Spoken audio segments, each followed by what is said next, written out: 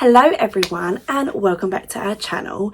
So in today's video I thought I would share with you some kind of like tips and tricks that I found really useful on my Disney trips and some no-nos that I've done on my Disney trips that I would never be doing again, but just some essentials that you might need for your upcoming Disney trip if it's like a first time trip for you, or you've been once or twice and you're like no, I should try this.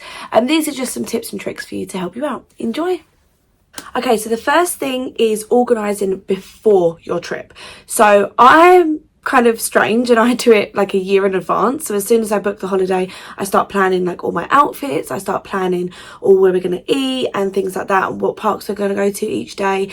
That to some people might be too much, but to me I like to be really organised, especially when you're going to a Walt Disney World vacation. There's a lot to do, there's a lot of things to do, there's a lot of places to go, there's a lot of things to try. So I just really love to organise everything, including my outfits, because I love to wear a lot of Disney and I love to sort of make sure that my outfits are different every day. So one of the things that my friend actually got me, and it was really useful the last trip that we went on, is an organizer. Now this one is from Etsy. I will link her down below, and it's just really useful. It has loads of things that you can put. So like I planned all my trips. It's got like a countdown calendar in there. You can fill in like what you did each day, outfits that you wore and things like that. And then let me see, so it's got like budget and it's got information tips, and it's also got like a packing list and things like that. You don't have to get this one specifically, but they do a lot of these on Etsy. They are really useful. You can just sit down, you can write everything down, make sure that you planned everything in advance, and I would just really research your trip. So where you're staying, if there's any good like restaurants in there, any restaurants that you want to try, maybe for like a birthday or an anniversary, you do have to book that in advance. So that's things that you kind of need to look into, and I would just make sure that you grab as much information as you can for your upcoming trip. The next thing I would say is just when you're traveling, especially like to the airport and things like that, and you have a backpack, you don't want loads of paper and your passport just flying around in your bag, and then you just kind of getting a bit panicky that you're not sure where everything is. So I would suggest getting a kind of bag, or you can get like a folder or anything that you can put your paper into and all your documents and everything, just to keep them in one place. Then if you need to get to somewhere where you're like, I need my passport and my documents, there you go, pull it out of your bag, take all the information out, and you're not sort of thinking, oh my god, where's this paper, or where's this paper, or where's everything. Having an organised bag saves a lot of time. In the past, I used to be one that just shoved everything in the bag, took it to the airport, and then used to panic when I was like, I can't find the passport, I can't find my wallet, I can't find this, and I can't find that. So having organisation in your bag will save you a bunch of time at the airport, especially for someone like me who is a nervous flyer, who is nervous when they go to the airport anyway. I have a lot of anxiety when it comes to the airport, so saving me a lot of anxious time to do things, these are really useful. Okay, so the next lot of stuff is information that you may or may not know for your upcoming trip, and this is during your trip. So the first thing I say to everyone, and I made this mistake, I will insert a photo in a minute,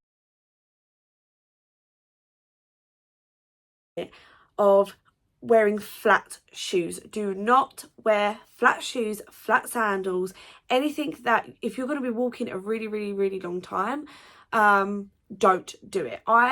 We left our room on the first day of the first time we went to Walt Disney World. We left at 6 a.m. We didn't get back till 11 p.m. and I was wearing flat sandals. It's a no-no. If that's your vibe and that's what you want to do, that's fine. But a comfy pair of shoes, these ones come from Primark and they are really comfortable. They have an arch on the inside and they're really breathable. They're like a rubbery material.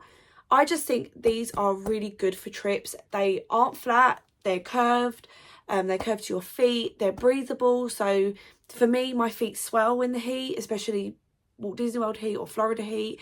It's very hot out there and very humid. So these kind of shoes are perfect. Trainers are also good, but just make sure that they're breathable trainers or they're expandable trainers, that if your feet do swell, you're able to expand them. But yeah, my advice is not flat shoes. And next big mistake for me is I'm a plus size girl and I get chafing or chub rub, and I get it quite badly. So for me, if I'm wearing a really nice dress, you want to make sure that you're wearing something underneath that's going to protect your legs. So I always suggest a pair of cycling shorts underneath any outfit. You can get loads of different colours. Back when I started wearing like cycling shorts under dresses back in 2017, there was only like black or grey.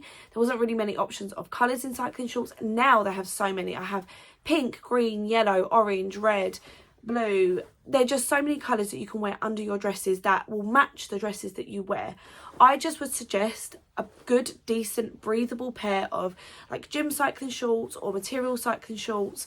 Wearing them underneath, it just really saves you from getting that really sore in between your legs, and you having to apply like a load of Sudocreme at the end of the night because you're in lots of pain.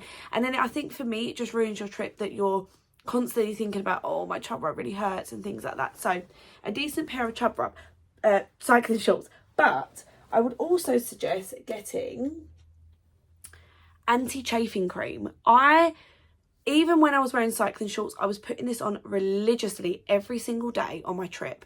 It is a lifesaver. I'm telling you, this cream is just beautiful. It acts as like a coating on the inside of your leg. And I even put it on with the cycling shorts because sometimes cycling shorts ride up if you don't have time to keep pulling them down all the time. It just gives you that extra layer of protection. This came from Amazon and I think it was like £6. I keep this in my bag all summer long. I take it on trips with me and I make sure that I put a hefty amount on to make sure that it really, really covers me. And even with shorts, I put it on as well, even if they're a good length of shorts like down to your knees, like denim shorts. I just make sure I put this on just to give me like some extra protection. And I really, really would suggest getting this. It's the best one that I've had. It's the best one that I've found. And yeah, I say it was only like £6. The next thing I'm going to suggest to you is for the rain. Now, Florida, don't get me wrong, is a really hot country and it is beautiful. Hot country, hot state. And it's really, really beautiful. But they do have downpours. And when the downpour comes, it is heavy. And I will insert a clip in a minute of just how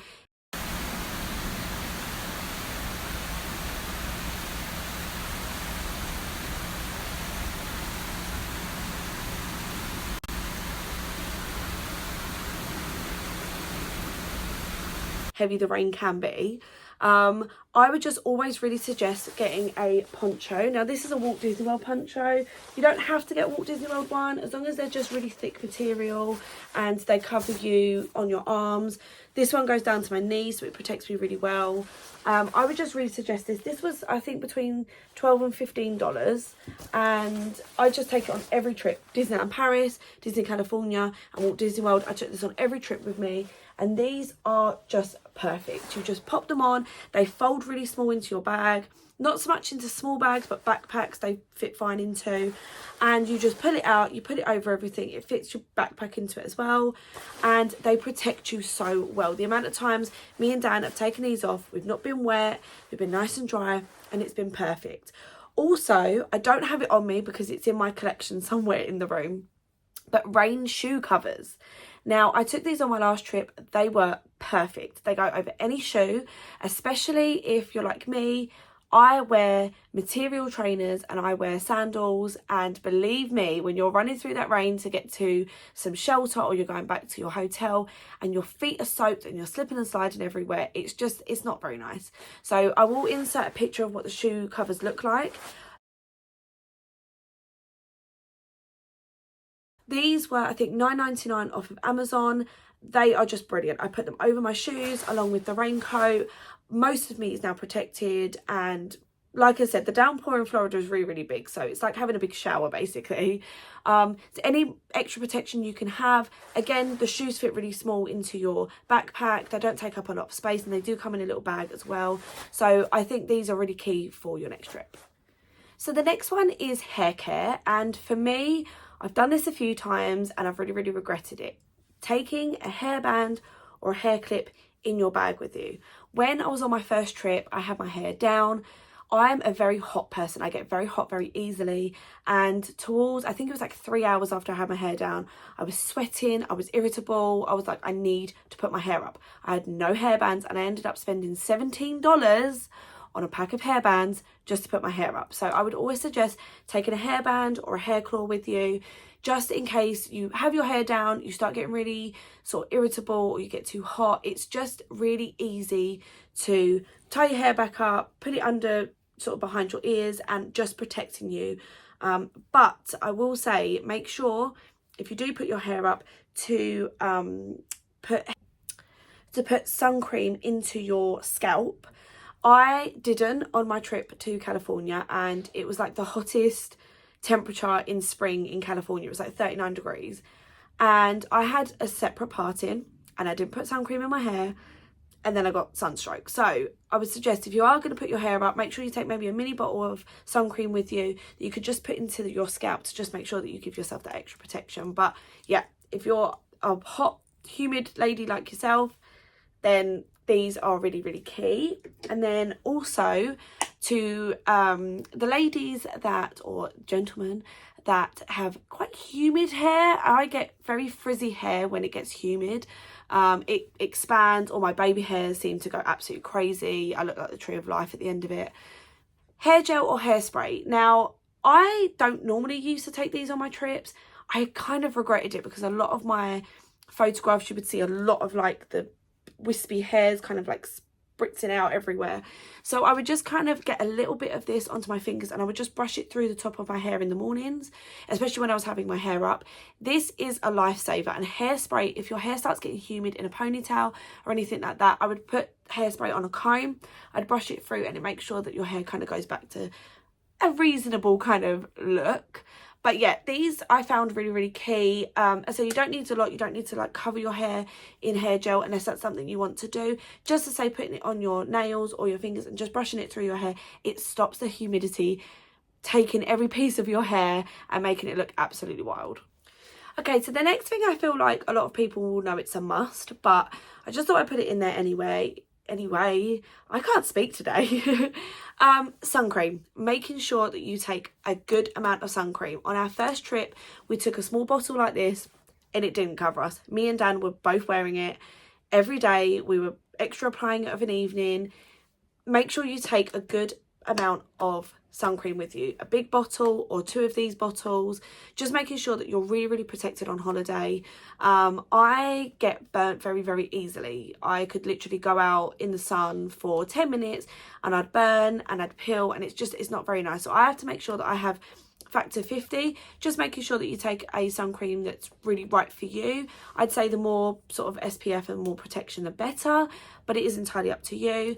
But yeah, just making sure you take enough of these on holiday. They do sell them in the shops in the hotels. They are quite expensive. You can find them for like $10, $15. They can be really expensive.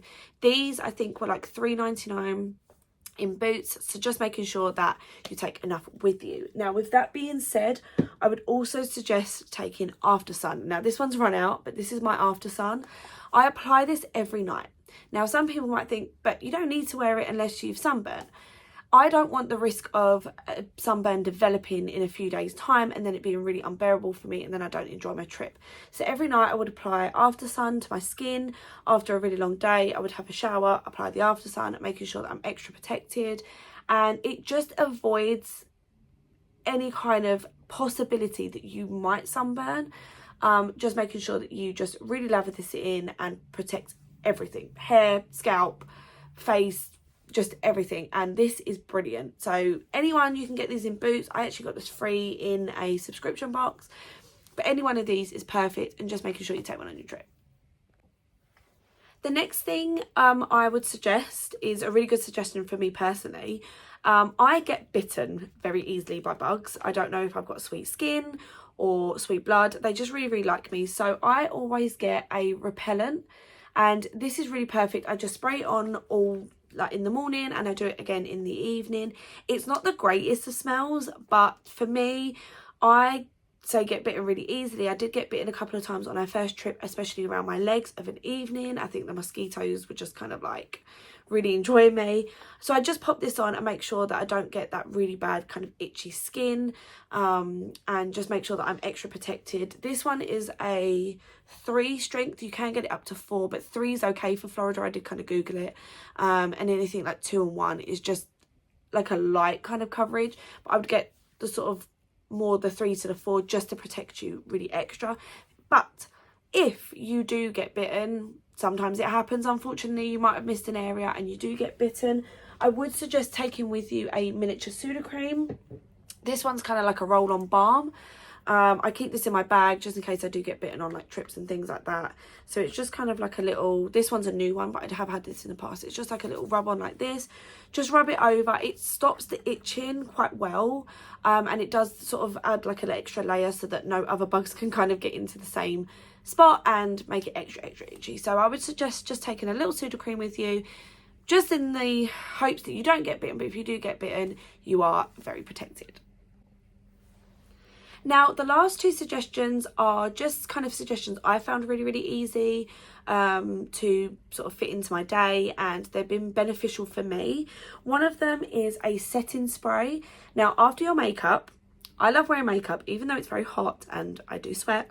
I love wearing makeup, and I find towards like 2 to 3 p.m. I start to flake, my nose goes all funny, all around my eyes start to crack. If you put a setting spray on, it protects your skin from kind of weeping and sort of sweating, and making sure that the pores kind of stay as protected as possible. It does crack towards the end of the evening, especially if I haven't put an extra layer of makeup on in the evening when I'm going out. This just helps to cover, kind of set your face for about 6 to 8 hours, and it's great for those photographs where you don't have that cracked skin and you just look awful. So this again, I just got free in a subscription box, but you can buy these in Boots. And then for me, I get really dry skin. I know that I wear like sun cream and I know I wear after sun and I do all that, but towards the end of the trip I do get very dry skin. So I just make sure that I take an exfoliator with me to just make sure that I keep my skin nice and moisturised, especially in my arms. I get really dry sort of skin in my arms, and you do sort of see it towards the end of the trip that I get quite cracked and quite sort of flaky looking, and my arms don't look really that nice, and on my legs as well I get really flaky skin. So just taking a sort of exfoliator or a moisturiser with you and applying that every night, it just avoids your skin from getting really kind of dry and crusty and flaky, and it really helps.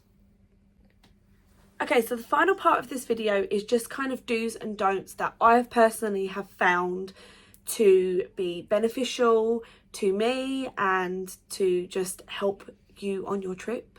One of them is obviously the shoe situation, making sure that you wear comfortable shoes, but I would also try on all of your clothes before you go on your trip, because if you buy a load of clothes and go, oh my god, that looks amazing, that outfit will look really nice, and then you get there and you're like, the top doesn't fit me, the shorts don't fit me, the shorts are too small, the bralettes too small, the t-shirt's not big enough, and things like that. I would just suggest maybe 2 to 3 weeks before you start packing your bag, making sure that you try on all your outfits, making sure that they fit you really well, making sure that they're comfortable. I normally do like a squat test where I like squat down on the trousers or I squat down on the shorts, and I do kind of like air like my tops and things like that, just to make sure that they are comfortable. You're going to be wearing these outfits for a really long time.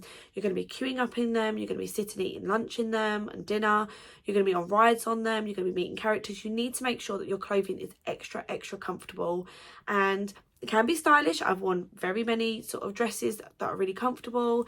I've worn lots of princess dresses that are really floaty and comfortable, but just making sure that like the underlayer, like the cycling shorts, are very comfortable for you, because some cycling shorts can, I can't speak, some cycling shorts can be very small, and they do ride up really easily. So it's just avoiding that sort of chub rub. Making sure they're comfortable for you, making sure your backpacks and your bags are comfortable. This is one mistake I made on, I think it was like our second trip. I wore a bag that had hardware on here and I had spaghetti straps. Towards the end of it, the metal was digging into my shoulder so badly that it caused really red marks. So just making sure that all your bags are comfortable as well, and shoes. Just basically make sure that you're comfortable but stylish on your trip. Another item that I find needs to be comfortable is bras. We need to make sure we wear good bras. I have worn bad bras in the past and I've gone around, I'm hot, I'm sweaty, I've expanded. and my bra has been digging into my shoulders, my bra has been digging in on my underwire, in my back, it's been rubbing, and it has gotten to the point where I am so uncomfortable. I took my bra off when we went back to have a rest, and I basically near enough couldn't get my bra back on to go out. So just making sure sports bras are really, really good, uplifting sports bras, non-wired bras. I would highly suggest non-wired bras on holiday. Wired bras for a plus size girl is, it's bad. It can be really uncomfortable. So I found my bras on ASOS. They go up to, I think, a size F or a H. They are perfect for bigger busted ladies like myself, and they are super comfortable. They're like teardrop shaped, so they're really, really sort of elegant looking, and they look really nice underneath your clothing. But I would probably suggest no wired bras unless you find wired bras very comfortable. Okay, so that is everything on essentials for your next Walt Disney World trip. I hope you found this very, very useful. If there's any other videos, like useful tip videos that you would like me to do in the future, please make sure you comment down below or go on our Instagram and let me know. If you want to see like a what's in my bag, essential cosmetic bags, what's in my suitcase, anything like that, if you just let me know down below and I'll make sure I do those videos next. But I hope you enjoyed this video, and I'll see you guys really soon. Bye.